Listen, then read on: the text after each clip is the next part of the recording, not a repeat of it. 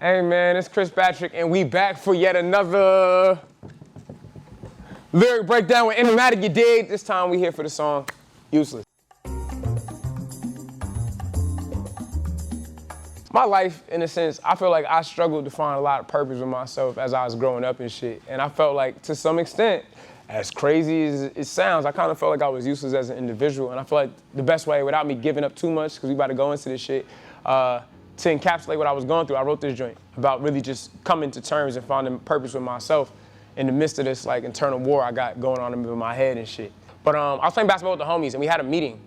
And I didn't think I had to be on that meeting, but I apparently had to be on that meeting. I leave the meeting, I get in my car, and my homegirl Asia called me because she was the one who called the meeting and I should have been there. And she literally ripped into me. She was just like, yo, how do you expect people to sit here and work for you and you can't show up to fucking meetings and you can't do this and that? And I'm not gonna lie, it made me feel bad. But like, I needed that level of accountability because in that moment, I was just like, damn, like I feel like I'm back in my space again. Like, fuck, I done brought all these people along with me trying to make this shit happen. And here I am letting them down in the midst of this journey. Like I'm supposed to be the guy who leading us to water. And if the guy leading us to water is getting lost in the desert chasing mirages, we never gonna get to Oasis, for real. Like, that's ass. So for me, that shit meant a lot. And from that moment of accountability, I addressed that space of uselessness, understanding that like, we gotta keep this shit moving. You fuck up, but you gotta keep this shit moving. So shout out my dog Asia, shout out everybody in CXR for keeping me accountable. And that's really where this shit started. I sat down one night, literally that same exact night I sat down, pinned that whole motherfucker. And we created Useless. So to kick it off, that shit started with and it's about the fourth time this year I done thought about ending it all when I'm scared to push forth on that trigger. Whoa, in New York with my niggas, we don't really rock, but I feel like that source of I feel like the source of my dance is extorted by liquor with hopes I could cover these pigeon toes. Boom, let's start off from the pigeon toes part. I ain't the best dancer and shit, but when I get drunk, baby, I get to moving around and shit, you know what I'm saying? Like, that's the whole thing for me. When I was going through a lot of this shit, I'm not gonna lie, I was drunk as hell. Used to be just dancing and moving and shit. I didn't really know what the fuck I was doing or even why I was doing half of the shit I was doing when I was drunk, but it helped me get through a lot of the feelings of like, you know, just feeling shitty. It's about the fourth time this year I thought about ending it all. Like there was a span of like 2019, I was going through so much shit. I'm like, bro, I cannot keep doing this shit. This is crazy. My dopamine levels is dipping low. The closest to dreams of proximity never outweighs all the shit that I didn't show. My demons been throwing they seeds. I'm stuck in the blues, my nigga. So the closest to dreams of proximity, that's a callback to my first project, Dream, From the Heart 2 with Dreams. Like as close as everything feels to me, it doesn't outweigh the fact that I still got a lot of internal shit that I haven't resolved yet. My demons been throwing they seeds. I'm stuck in the blues, my nigga. You know, Crips is a gang, they blue, play on words with that shit too. My peace been disrupted for weeks, I don't know what to do, my nigga. Feel like I'm letting down half of my team, I feel like I'm Kuzma, nigga. Sometimes I feel useless, nigga. All right, so I'm not gonna lie, my homie Miz get on me about this every time with this Kuzma bar, about him being useless, right? And I think I jinxed myself because when I wrote that bar, Kyle Kuzma, if you see this shit, let me just get into it. I'm a fucking Wizards fan, y'all know where I'm going with this shit. I wrote that shit when Kyle Kuzma was on the motherfucking Lakers. So I was like, hey, bro, they thought Kuzma was gonna be tough. That's another play on words, feeling like useless. I don't think Kyle Kuzma was actually useless, but boy, on the Lakers, you wasn't doing shit. You was ass. Come to find out, he went to the fucking Wizards, and what does he do? He turned this shit up over there. So like, when you see this shit, just know I hated you, but I fuck with you now. You made a rap bar. Maybe not the best way. When they do the whole Twitter thing about how like certain NBA players be getting dragged in the worst bars, like, yo, that boy ugly as hell, he like Tony Snell and shit. Like, I hope they throw this shit in there for you. Like, I really hope they do, because that shit was hard, you feel me? So to kick this shit off, it starts with, Asar's been telling me lately I need to just put on my fear aside. Is it really essential? I wear my whole faith on my sleeve just to show I got fear of God. If you see my credentials, fear of God, that's a brand. Now, usually, I went to a private middle school and shit growing up. And one of the things that they always used to do about the private school shit is, you know, you gotta be proud about what you believe in. Ain't nothing wrong with that, that's cool. That's a play on words of fear of God. If you look at the fear of God logo, it literally says fear of God on the shit. Oh, another name for the fear of God shit is essential. Asar has been telling me lately I need to just put on my fear aside. Is it really essential, the brand? I wear fear of God just to show, come on, bruh. They not seeing me in this shit, bruh. They not seeing me in this shit. I'm Picasso, but locked in the style. An apostle whose passion could topple the masses. A God free to walk across the Nile, you dig? And bring it back to the fear of God and the whole religious thing growing up in schools. I talked about how, you know, we basically walking through the Nile. That's a play on words. I'm a God free to walk the Nile because my cousin name is Nile God free. You know, again, the play on the words. I'm a rapper, I'm nice at this shit. Come on, I keep it going. Mortal conflicts but losing direction. Certain conflicts with ruthless aggression. More despondent when using affection. And my honesty worse than these lies. It's like comedy service in session. Every time I say we gonna be fine. She convinced of our worst days. She's on first aid, but she's scared to reply it. She's scared to supply it. I'm also prepared, she's more so prepared for dividing. Again, in my phases of depression, I feel like I've turned very cold toward the person that loves me most. And I had to realize, just being self-aware and shit like that like you can't do that. Just because you're going through some shit, you can't like externally put that and project that onto people. Like that's not fair to them. And I realized that. So like in these moments, as we move through the Project X-Files, it is that moment of forgiveness. Having gone through a lot of the shit that we gone through growing up, trying to get this shit, sometimes you don't always balance the things that you should be doing. Now, imagine you care a lot about a person, they care a lot about you, and you make them feel like shit.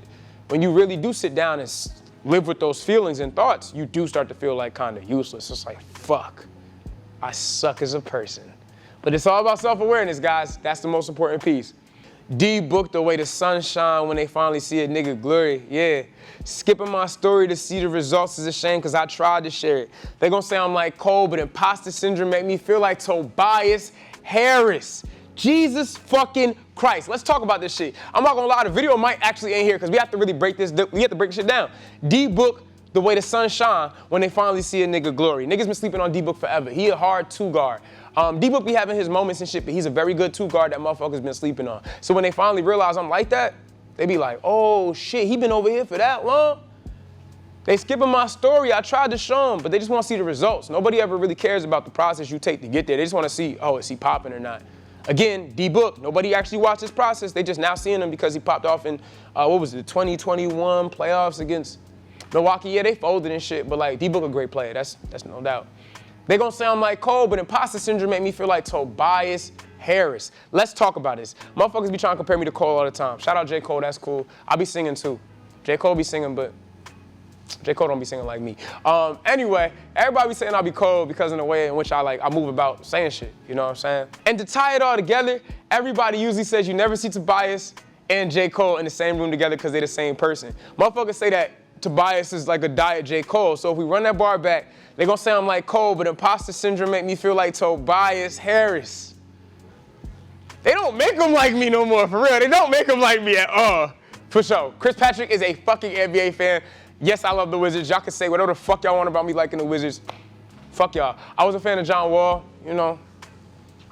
So yeah, I mean, the best way to kind of make sense of imposter syndrome, just to like, not really universal, but like what it means to me, it's more so just not believing that you are who you say you are, or the fact that you aren't worthy of the praise or the expectation that people place on you. Like, in the space of just feeling, you know, quote unquote useless for lack of better terms, I didn't really think I was that guy. Like, I remember getting messages from people after From the Heart 2 dropped, and they were like, yo, this shit changed my life.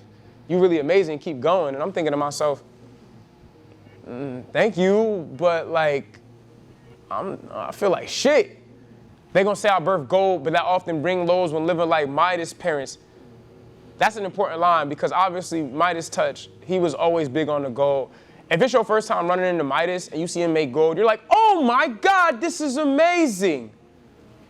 But imagine being the parents of Midas, watching him turn everything in your crib gold. It's like, all right, Midas, nigga chill. Like you done fucked up everything. You done turned the fridge gold. You done turned the table gold. You done turned the TV gold. It's like in your mind of the imposter syndrome, knowing that you are what you are, it's like, damn, this shit don't even amaze me no more. So it's like, how do I bring the liveliness back to me to feel good about the shit that I've been doing that I knew I was good at? So that's where I kind of suffer from imposter syndrome too. It's like, damn, I'm losing feeling. Like, okay, I just made an amazing rap. You know what's crazy? I made Useless and felt like this shit was ass. I sent it to Miz and now they said, yo, this is the most amazing thing ever. Again, that was a moment where I wrote that in imposter, like having imposter syndrome in that moment. And again, niggas told me that was amazing. And I had to listen to it back in a better space. I'm like, yo, this is crazy. I'm glad we kept this on the project. Things feel different when you got a couple niggas on your backside, praying that this ship don't capsize. Playing with this shit will attract flies. Playing with the clips will just turn you Doc Ribs. Every nigga is convinced you the bad guy. I've been there, done that, bad vibes. I still got demons from my past lives. A lot of shit there. When I was at the YMCA, when I was a kid, I was in a canoe, and I was in there, and I watched somebody fucking flip over. And I remember telling my counselor, like, yo, the boat flipped over. And they told me, like, it's called capsizing. So that shit just never left me. And I was just like, okay. Things feel different when you got a couple niggas on your backside, got a cool team with me. Praying that the ship don't capsize. Playing with the shit will attract flies. Playing with this shit literally meaning like shit, but then shit also meaning the gift of having this rap shit. And everybody knows when you usually see cow manure and shit, cows be dropping manure, you be seeing flies around that shit. Playing with this shit will attract flies. Playing with the clips will just turn you Doc Ribs. Every nigga is convinced you the bad guy. Again, being outside, gun toting and shit, it's cool when you growing up, it look cool and shit, but eventually you do look like the bad guy. Been that, done that, bad vibes, still got demons from our past lives. And then to even double down with the Clips, everybody thought the Clips organization fucking failed because of Doc Rivers. Do I feel that way? I can give y'all a take, but this ain't the basketball podcast. If this is a basketball podcast, I'll tell y'all how I really fucking feel about that shit. But everything changes the minute you seize every hour inside the clock. I can't be settling lately to winning. I need to be netting on every shot. The pressure been meddling greatly to end it. Believe me, I'm never gonna let it stop. Where I go. That's really just an ode to just making sure I keep things pushing. Cool thing is, the pressure been meddling. Depression been meddling. I kind of said it the way I said it to keep that open-ended, whether somebody hears depression been meddling or depression been meddling. Either way, the pressure of trying to live up to being better than what I was, and then the depression of my past life do be meddling. And I gotta make sure that every shot I put up is swishing. It's not enough for me now to just hit backboard or hit the rim, because in my mind, I'm gonna be like, fuck, why ain't I trained to be amazing? I'm not gonna lie, I'm very meticulous with detail. I said it before, but like in track, in order to move faster through the hurdles, you had to be very meticulous. You had to watch every little thing. Me being off by a fucking degree could be the reason why I didn't run as fast as I needed to be in this race. And because I'm a perfectionist in my mind, even though I'm working to be better than that, I realized I gotta get like Steph Curry. It's a miss to me if it bounces off the rim and goes in. It's a miss to me if it's backboard. It needs to be all fucking net. I work too fucking hard to just have these shits rim in. Like, them bitches gotta be swishes, and I'm good. I'm obviously working to be better than just that mind state, but I know that that's something I told myself. If I keep working hard and keep practicing, everything gonna feel like a swish. Brought to you by 2K. And this about the fourth time this year I done thought about ending it all, but I'm scared to push forth on that trigger. Bow. Fun fact, I think we're gonna talk about this as the project comes out more, but one of my cousins lost his life from, messing around with his gun and shit. So to bring it all in perspective for me, here I am as a person dealing with all these thoughts of depression, lingering back and forth.